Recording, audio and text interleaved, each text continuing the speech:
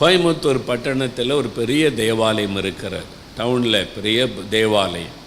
நான் அங்கே போய் பிரசங்கெல்லாம் பண்ணி இருக்கிறேன். அந்த ஆலயத்தில் நடந்த ஒரு சம்பவத்தை சொன்னார்கள். ஒரு நாள் அந்த ஆலயம் நடந்து கொண்டிருந்த சமயம் சில விசேஷத்தை காணிக்க படைக்கிறவர்கள் முன்னால் வந்து படைக்கலாம் என்று போதகர் சொல்லுவார்.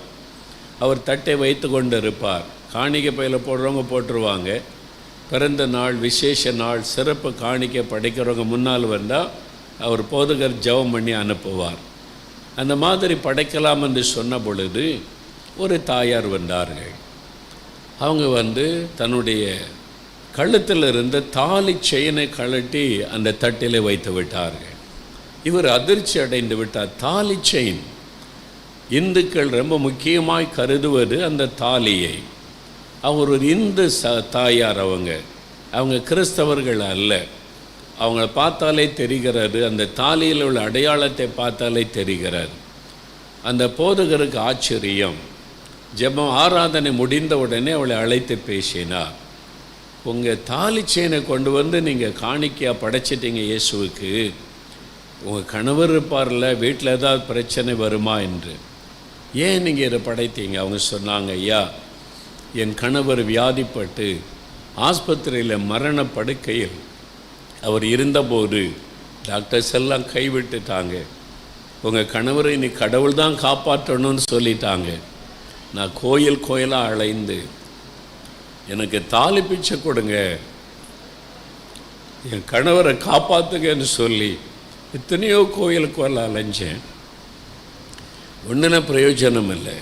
என் கணவர் மரண நிலைமைக்கு வந்துட்டார். நான் தாலியை இழந்துருவேனோ. கணவர் இறந்துட்டு அவங்க தாலியை கழட்டிடுவாங்க இந்துக்கள்.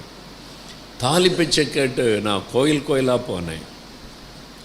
கடைசியில் ஒருத்தர் சொன்னாங்க, இங்கே ஒரு எத்தனையோ கோயிலுக்கு போயிட்ட, கிறிஸ்தவங்க கோயில் ஒன்று இருக்குது, அந்த கடவுள்கிட்ட போய் கேட்டு பாரு, ஒருவேளை அந்த கடவுள் உன் ஜெபத்தை கேட்கலான்னு சொன்னாங்க.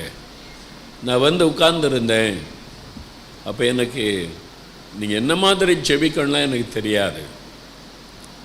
இங்கே என்ன நடக்கு ஒன்று எனக்கு புரியலை.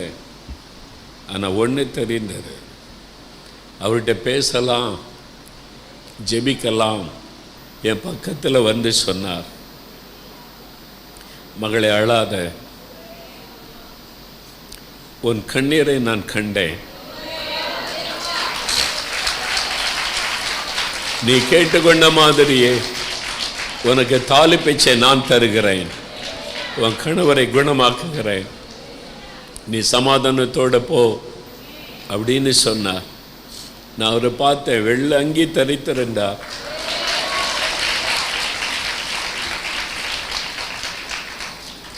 ரொம்ப அன்பா பேசினார். அவர் என்கிட்ட பேசின பிறகு நான் ஆஸ்பத்திரிக்கு போனேன்.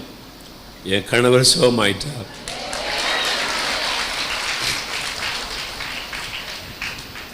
இயேசு கிறிஸ்து எனக்கு சொன்ன மாதிரியே என் கணவருக்கு அற்புத சுகம் தந்துட்டார்.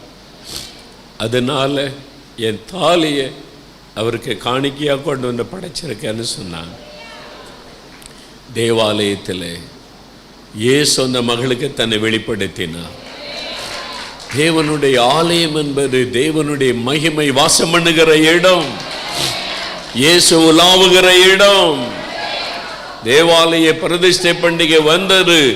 இயேசு அந்த மண்டபத்தில் உலாவிக் கொண்டிருந்தார். அதே இயேசு இன்றைக்கு இந்த ஆலயத்துக்குள்ளே உலாவிக் கொண்டிருக்கிறார். உங்களுக்கு அற்புதம் செய்வதற்காக, உங்களுடைய கண்ணீருக்கு பதில் கொடுப்பதற்காக அவர் இந்த ஆலயத்திலே உலாவிக் கொண்டிருக்கிறார். அதுக்குத்தான் நம்ம தேவனுடைய ஆலயத்தை பிரதிஷ்டை செய்கிறோம். அவருடைய மகிமை இந்த இடத்தை நிரப்பணும். அதுக்குத்தான் நம்ம அவருடைய மகிமை நிரப்பப்படுவதற்காக ஜெபம் செய்கிறோம். தேவனுடைய ஆலய பிரதிஷ்டைக்கு ஊழியக்காரன் முக்கியம் அல்ல, மோகலாசஸ் முக்கியம் அல்ல. அவருடைய பிரசன்னம் இறங்கி வர வேண்டும். இயேசுடைய மகிமை ஆலயத்தை நிரப்ப வேண்டும். அதுதான் முக்கியம். அவர்தான் அற்புதம் செய்கிறவர். அவருடைய மகிமையின் பிரசன்னம் தான் அற்புதத்தை கொண்டு வருகிறார். அவருடைய பிரசன்னம் இருக்கிற ஒரு இடம். நம்ம கூடி வந்தவரை ஆராதிக்கும் போது அவருடைய பிரசன்னம் இந்த இடத்தை ஆட்கொள்ளுகிறார்.